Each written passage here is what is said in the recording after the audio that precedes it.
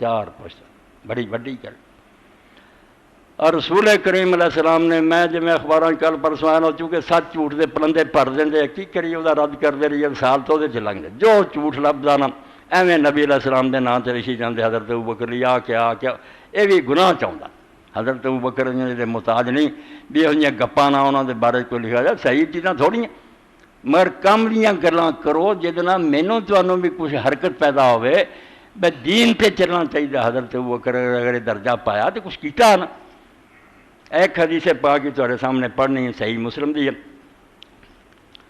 حضرت رسول کریم علیہ السلام نے ایک دن پوچھا من اصبح منکم اليوم صائما، رمضان شریف نہیں سی تو ہر چوج کون بندہ ہے جنہیں روزہ رکھا ہے؟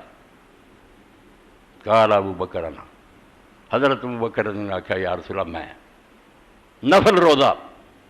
قال فمن تبع منکم اليوم جنازہ، فرمایا تو کون آج کسے جنازے دے نال گیا؟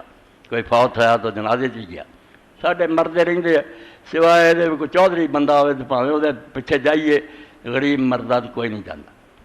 حالانکہ بڑے ظلم دی گل ہے بھی وہ مسلم فوت ہے مگر وہ صرف غریب ہے وہ جنازے نہ کوئی ایک ادھا چلا گیا باقی آرام نہ اپنے ڈیریاں دے چودھری بیٹھے نہیں کولوں دی جنازہ لنگدا کوئی نہیں جانتا۔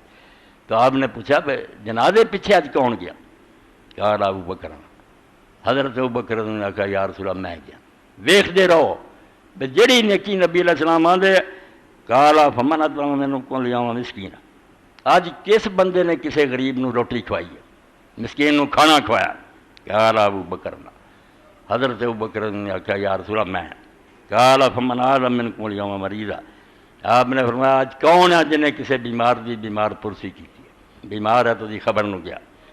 قال ابو بکر، حضرت ابو بکر نے آخیا میں۔ اے قرآن جڑا آندا مینوں تانوں فاستبقوا الخیرات، جنت زمین آسماناں نال وڈی ہے مگر وہ دوڑ لاؤ نا نیکیاں تے چارہ کرو کہ ایک دوسرے تو اگے نکلنا۔ فاستبقوا کیا کہ جی میں دوڑ ہر بندہ نا کہ میں اس کھیل کھلاڑی تو اگے نکلوں انج دوڑ لاؤ پھر کچھ بننا ہے جنت منگتے رہو تو کرو کچھ نہیں۔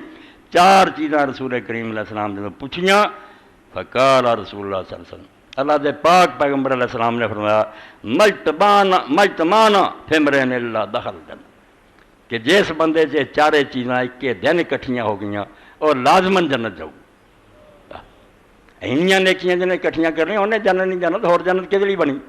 اے صحیح مسلم اور وہ باپ بتایا من فضائل ابی بکر صدیق رضی اللہ،